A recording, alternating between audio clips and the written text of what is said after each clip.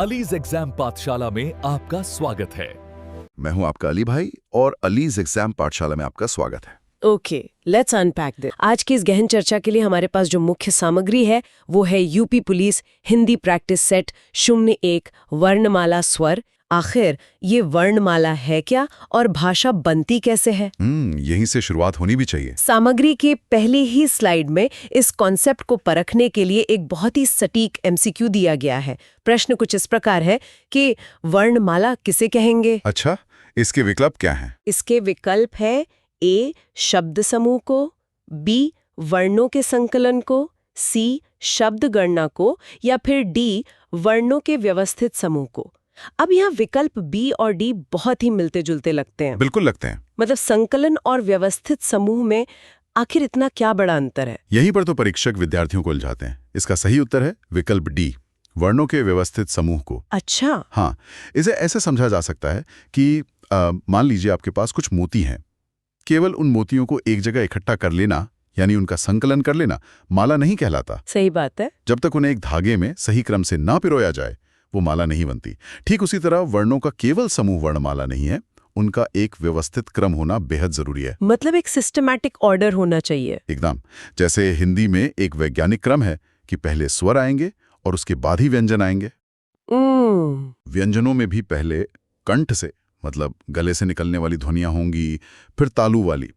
लिपि चिन्हों का यही जो क्रमबद्ध अध्ययन है ना, वही असल में वर्णमाला है। ये बहुत ही लॉजिकल है। और एक खास बात, हिंदी देवनागरी लिपि में लिखी जाती है। अंग्रेजी की कर्सिव राइटिंग या उर्दू की तरह इसमें अक्षर एक दूसरे में उलझे या मिले हुए नहीं होते। हर वर्ण का अपना स्वतंत्र आकार होता है और विद्यार्थियों को यह ध्यान रखना चाहिए कि परीक्षा के हर सेट में वर्णमाला से 2 से 3 प्रश्न निश्चित रूप से आते हैं। अरे वाह, मतलब ये नींव तो बिल्कुल हिलनी नहीं चाहिए। मोतियों की माला वाला उदाहरण इसे एकदम साफ कर देता है। बिल्कुल। लेकिन यहाँ मेरे दिमाग में एक और सवाल उठता है। जब भाषा की बात आती है तो अक्सर अक्षर और वर्ण को एक ही मान लिया जाता है। क्या ये दोनों वाकई एक ही हैं? नहीं, व्याकरण की दृष्टि से इनमें जमीन आसमान का अंतर है। अच्छा, कैसे? इसे समझने के लिए हमें भाषा के पूरे ढांचे को देखना होगा। सबसे बड़ी इकाई होती है भाषा। भाषा को तोड़ने पर बनते हैं वाक्य। ठीक है। वाक्यों को और छोटा किया जाए तो मिलते हैं शब्द। शब्दों के टुकड़े करने पर आते हैं अक्षर, जिसे हम अंग्रेजी में सिलेबल कहते हैं। और अंत में जब एक अक्षर को भी तोड़ा जाता है तब मिलती है सबसे छोटी इकाई, वर्ण, या जिसे हम ध्वनि कहते हैं। ये वो इकाई है जिसके और टुकड़े नहीं किए जा सकते। क्या इसे किसी उदाहरण से समझा जा सकता है, मतलब ताकि ये बिल्कुल दिमाग में बैठ जाए? हाँ, बिल्कुल। मान लीजिए एक अक्षर है क, पूरा क। ये एक अक्षर है क्योंकि इसके टुकड़े हो सकते हैं। अच्छा। जब हम इसे तोड़ते हैं तो हमें मिलता है आधा क, मतलब हलंत के साथ, और अस्वर। अब ये जो हलंत वाला क है ना, इसे और नहीं तोड़ा जा सकता। तो मतलब यही वर्ण है? हाँ, लिखित रूप में यही वर्ण है। और जब हम इसी क को अपने मुंह से बोलते हैं तो वो बोलने वाला रूप ध्वनि कहलाता है। अरे वाह, ये अंतर तो बहुत स्पष्ट हो गया। यहाँ अंकित सर ने एक बहुत ही अचूक टिप दी है। परीक्षा में अक्सर सवाल आता है कि भाषा की सबसे छोटी इकाई क्या है, और विकल्पों में वर्ण और ध्वनि दोनों होते हैं। तब तो काफी कंफ्यूजन होता होगा। बिल्कुल। तो ऐसे में प्रश्न के शब्दों पर गौर करना चाहिए। अगर प्रश्न में लिखित शब्द का प्रयोग हुआ है तो उत्तर वर्ण चुनना है, और अगर मौके की आप बोलने की बात हो रही है तो उत्तर ध्वनि होगा। ये एक बहुत ही काम की टिप है। शब्दों के इस जाल से बचना बहुत जरूरी है। एकदम सही। तो वर्णों और ध्वनियों के इस ढांचे को समझने के बाद here's where it gets really interesting. अगर स्वरों की संख्या पर नजर डाली जाए तो वहां एक बहुत बड़ा गणितीय भ्रम दिखाई देता है। हाँ, वो तो है। कहीं पढ़ा जाता है कि स्वर 10 हैं, कहीं 11 बताए जाते हैं, तो कहीं इनकी संख्या 13 लिख दी जाती है। मतलब एक ही भाषा में स्वरों की गिनती इतनी अलग अलग कैसे हो सकती है? ये भ्रम अक्सर बहुत परेशान करता है, लेकिन हमारी स्रोत सामग्री में इसे बहुत ही तार्किक ढंग से एक एक लाइन स्पष्ट करके समझाया गया है। तो इसे कैसे डिकोड किया जाए? सबसे पहले 10 स्वर वाले गणित की बात करते हैं।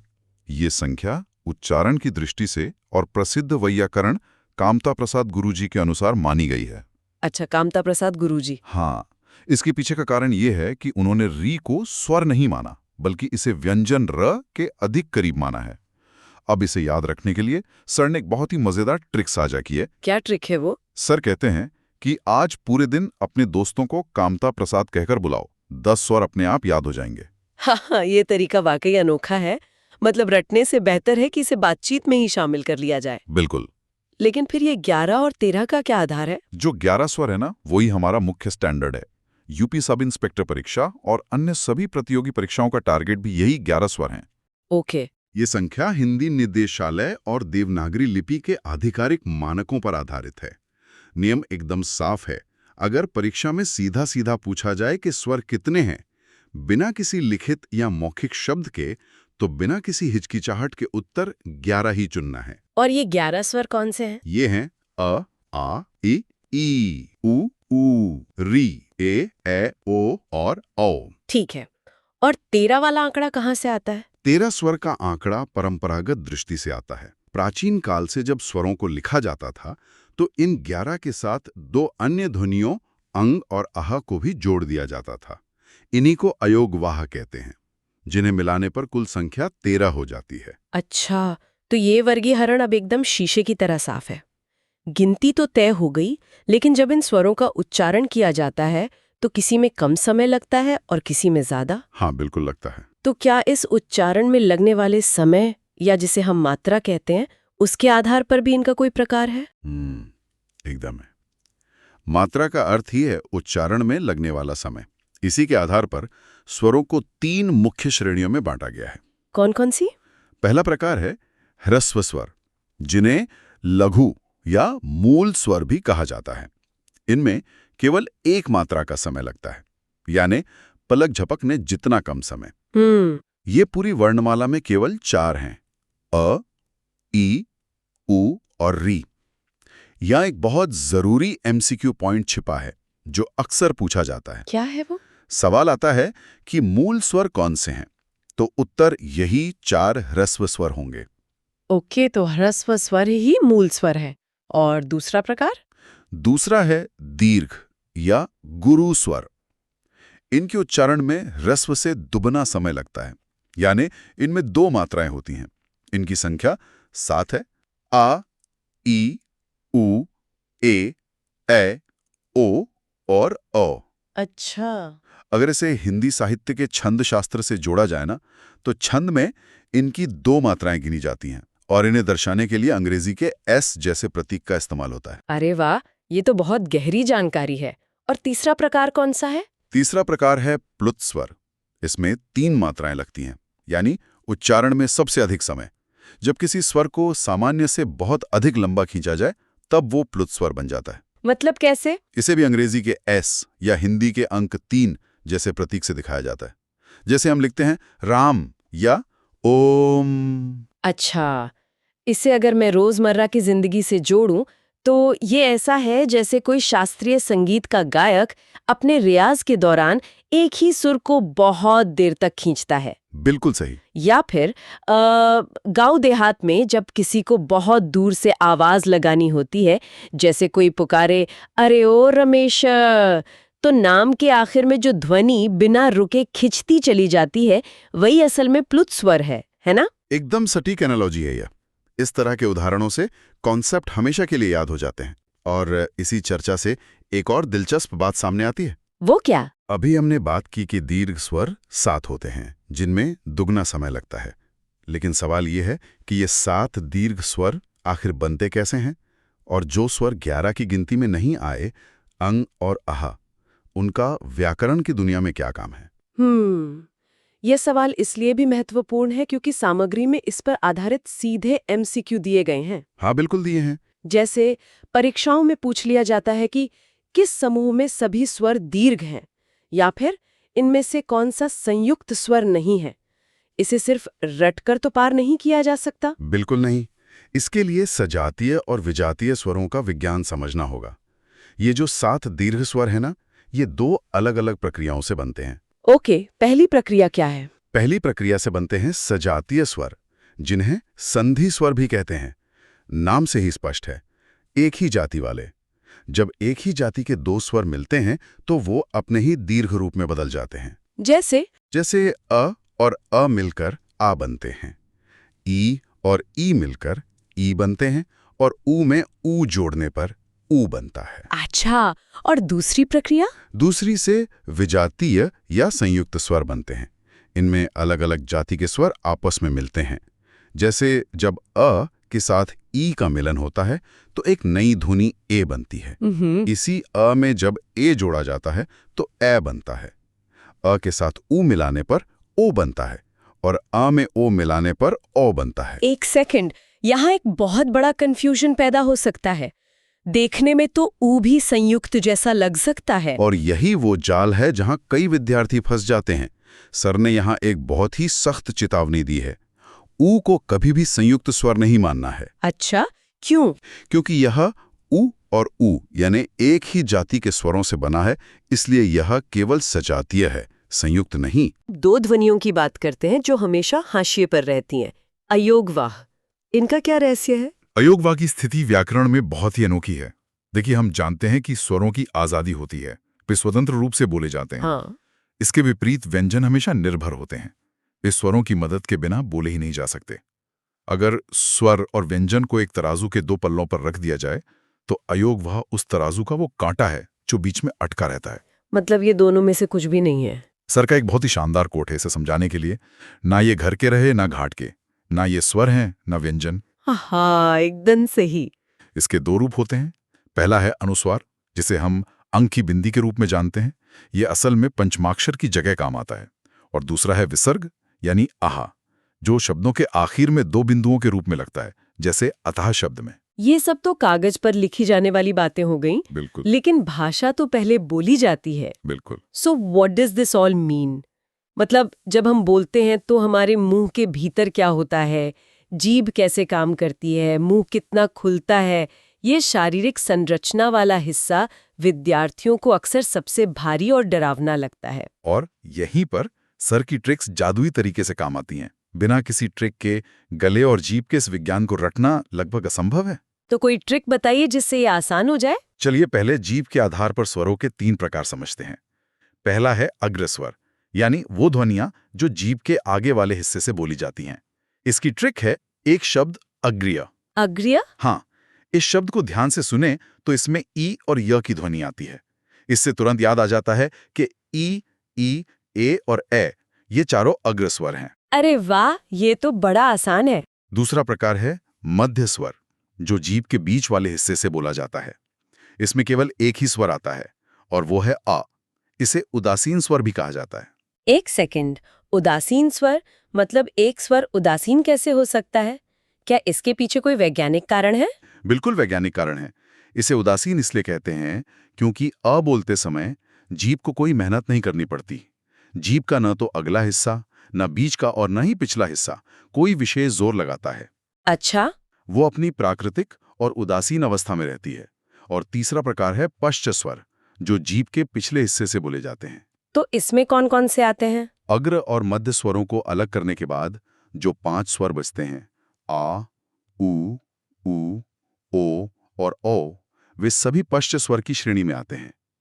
बस ये ध्यान रहे कि री को जीभ के इस वर्गीकरण में शामिल नहीं किया जाता। तो जीभ का काम तो इस अग्रिय ट्रिक से एकदम आसान हो गया। लेकिन मुंह के खुलने के आधार पर जो 4 नाम हैं, संवृत, अर्ध संवृत, विवृत, ये तो सुनने में ही किसी भारी चिकित्सा विज्ञान के शब्द लगते हैं। इन्हें कैसे डिकोड किया जाए? नाम भारी जरूर हैं, लेकिन इन्हें याद रखने का तरीका बहुत ही मजेदार है। चलिए इसे मुंह खोलने के आधार पर देखते हैं। पहला है संवृत, जिसका मतलब है मुंह का लगभग बंद रहना। ओके। अब सर की ट्रिक सुनिए। कल्पना कीजिए कि किसी को सुई लगाई जा रही है। दर्द के मारे इंसान अपना मुंह एकदम बंद कर लेता है ना? हाँ, बिल्कुल भींच लेता है मुंह को। बस इस सुई शब्द में स से बनता है संवृत, और ऊ तथा ई से हमें वे स्वर याद आ जाते हैं, यानी ई, ऊ और ऊ, ये चारों संवृत स्वर हैं। क्या बात है! सुई वाली ये ट्रिक तो किसी के भी दिमाग में हमेशा के लिए छप जाएगी। दूसरा है अर्ध संवृत, जहां मुंह आधा बंद रहता है। इसकी ट्रिक है, अगर पूरी नहीं आधी सुई चुभेगी तो आदमी चिल्लाएगा ओए, तो ओ और ए, ये दोनों अर्धसंवृत बन गए। हाँ, आधी सुई मतलब ओए, बहुत बढ़िया। तीसरा प्रकार सबसे आसान है विवृत, जिसमें मुंह पूरा खुला रहता है। ऐसा केवल एक ही स्वर है आ। जब डॉक्टर गले की जांच करता है तो कहता है ना, मुंह खोलो और बोलो आ। हाँ, वो तो सबने अनुभव किया है। और आखिरी है अर्धविवृत, यानी आधा खुला मुंह। इसका सीधा सा लॉजिक है, जो बच गए वो सब इसमें डाल दो, बस शर्त यह है कि आधी सुई वाले ओए से दूर रहना है। तो इसमें कौन कौन से बचे? इसमें बचे अ, ए, ओ और साथ में विदेशी आगत स्वर ओ भी इसी में आता है। सर की ये गारंटी है कि अगर आज आपने ये सुई और डॉक्टर वाली ट्रिक समझ ली तो परीक्षा में संवृत विवृत का कोई सवाल गलत नहीं हो सकता। वाकई ये बहुत ही सॉलिड तरीका है। अच्छा, जीभ और मुंह के खुलने की बात तो हो गई, लेकिन आवाज तो होंठों से बाहर आती है और कई बार नाक से भी हवा निकलती है। भाषा के इस पूरे इंजीनियरिंग में इनका क्या रोल है? बहुत बड़ा रोल है। होठों के आकृति के आधार पर स्वरों को ओष्ठ स्वर कहा जाता है। ये दो प्रकार के होते हैं। पहला है वृत्तमुखी, जिसमें होंठ पूरी तरह गोल हो जाते हैं, जैसे ऊ, ऊ। बिल्कुल, ऊ, ऊ, ओ, ओ। दूसरा है अवृत्तमुखी, जिनमें होंठ गोल नहीं होते, जैसे अ, आ, ई, ए, आई। यहाँ विद्यार्थियों के लिए एक बेहद फास्ट MCQ फोकस है। जो ऊ, यू स्वर है, वो एक साथ 3 विशेषताएं रखता है। वो ओष्ठ है, वो दीर्घ है और वो वृत्तमुखी भी है। परीक्षा में सीधा सवाल आता है कि ओष्ठ, दीर्घ और वृत्तमुखी स्वर कौन सा है। ये तो बहुत ही कमाल का फैक्ट है। और उच्चारण में नाक का क्या काम है? मतलब अनुनासिक और अनुस्वार जैसे शब्दों में अक्सर विद्यार्थी उलझते हैं। इसे सांस की हवा के बहाव से समझा जाता है। पहला है अनुनासिक, इसमें हवा नाक और मुंह दोनों जगह से एक साथ निकलती है। लिखित रूप में इसे चंद्र बिंदु से पहचाना जाता है, जैसे गांव, चांद आदि। अच्छा, और दूसरा? दूसरा है अनुस्वार, इसमें हवा केवल नाक से बाहर आती है। ये साधारण अंगबिंदी होती है, जैसे हिंदी या शंकर में। और तीसरा है निरनुनासिक, जहां हवा केवल मुंह से निकलती है, नाक का कोई काम नहीं होता। हमारे सामान्य स्वर जैसे ई, ऊ, ए इसी में आते हैं। समझ गया। लेकिन वर्णमाला में कुछ विशेष स्वर भी तो दिखाई देते हैं, जैसे एक आगत स्वर औ है, या फिर कुछ ऐसे स्वर जिनकी कोई मात्रा ही नहीं दिखती। भाषा की शुद्धता के लिए इन छिपे हुए और विदेशी स्वरों का ज्ञान होना कितना जरूरी है? ये ज्ञान केवल परीक्षा पास करने के लिए नहीं, बल्कि व्याकरण के आधार के लिए जरूरी है। आगत स्वर औ विदेशी भाषा अंग्रेजी से आया है, जैसे डॉक्टर को डॉक्टर लिखना। हाँ, ये तो आम बात है। फिर आते हैं अर्धस्वर य और व। ये व्यंजन होकर भी स्वर का काम करते हैं, जैसे कौवा को कौवा लिख देना। ओके। और सबसे महत्वपूर्ण है बिना मात्रा वाला स्वर या छिपी हुई मात्रा, जो कि अ है। हर पूर्ण व्यंजन में अ छिपा होता है। अगर किसी को ये नहीं पता कि व्यंजन के भीतर अ मौजूद है, तो वो कभी सही संधि विच्छेद कर ही नहीं सकता। ये विश्लेषण तो बहुत ही गहरा है। मतलब सारे नियमों, वैज्ञानिक तथ्यों और ट्रिक्स को सीखने के बाद अब समय है एक असल परीक्षा का। बिल्कुल, जिससे पता चलेगा कि सब कुछ सही से समझ आया या नहीं। तो स्लाइड में एक द मास्टर चैलेंज, या जिसे 50% चैलेंज कहा गया है, वो दिया गया है। ये वो सवाल है जिसमें केवल 34% ने सही जवाब दिया था। अरे बाप रे, क्या सवाल है वो? सवाल है, भाषा की दृष्टि से ऊ किस प्रकार का स्वर है? और विकल्प है ए पश्च संवृत, बी अग्र संवृत, सी मध्य विवृत या डी पश्च विवृत। ये सवाल रटने वालों के लिए तो एक बुरा सपना है, लेकिन जिन्होंने ट्रिक समझी है उनके लिए ये सिर्फ 10 सेकंड का काम है। चलिए इसे स्टेप बाय स्टेप हल करते हैं। हाँ बिल्कुल। सबसे पहले स्टेप 1, मुख के आधार पर सोचते हैं। स्वर है ऊ। ऊ किस ट्रिक में आता है? याद करें, डॉक्टर की सुई। सुई लगने पर मुंह बंद हो जाता है, यानी संवृत। ठीक है, संवृत मिल गया। अब स्टेप 2, जीभ के आधार पर देखते हैं। क्या ऊ अग्र स्वर की ट्रिक अग्रह का हिस्सा है? नहीं। क्या वो मध्य स्वर यानी उदासीन अ है? बिल्कुल नहीं। तो फिर कहाँ बचा? तो वो बचा पश्च में। अब दोनों रिजल्ट्स को मिला दीजिए, पश्च और संवृत। तो हमारा सही उत्तर है विकल्प ए, पश्च संवृत। वाह, ये वाकई किसी पजल को सुलझाने जैसा था। बिना किसी तनाव के महज लॉजिक लगाकर इतना कठिन सवाल हल हो गया। बिल्कुल। और परीक्षा के समय इस पूरे विज्ञान को एक ही नज़र में रिवाइज करने के लिए सर ने एक मास्टर चीट शीट या मास्टर चार्ट दिया है। ये मात्रा, जीभ, मुख और होंठों के आधार पर स्वरों का एक पूरा ग्रिड है। ये तो बहुत ही काम की चीज है। और हाँ, सुनने वाले विद्यार्थियों के लिए एक होमवर्क भी है। ह्रस्व स्वर का उदाहरण कौन सा हो सकता है, इनमें से पहचानें। विद्यार्थियों को इसे स्वयं आजमाना चाहिए। बिल्कुल, आजमाना चाहिए। तो इस पूरी चर्चा को समेटते हुए मेरे दिमाग में एक बहुत ही गहरा विचार आ रहा है। क्या? मतलब, क्या कभी किसी ने सोचा था कि हम बचपन से जो साधारण अ, आ, ई रटते आ रहे हैं, उसके पीछे हमारे मुंह, जीभ, नाक और होठों का इतना गहरा विज्ञान और गणित छिपा है। ये भाषा के निर्माण की एक अविश्वसनीय इंजीनियरिंग है जिस पर आगे खुद विचार किया जा सकता है। एकदम सही कहा आपने। ये सिर्फ भाषा नहीं, एक पूरा विज्ञान है। बिल्कुल। और इस 3737 के लक्ष्य को हासिल करने की दिशा में अंकित भाटी सर का वो अंतिम प्रेरणादायक कोट हमेशा याद रखना चाहिए। सीमा नहीं गहराइयों की, देख जरा ये समुंदर, रथ अपना तू यूपी पुलिस की ओर मोड़ ले, 40 सेट मेरे साथ बने रहना, 37-33 आपका होगा। जय हिंद, जय भारत।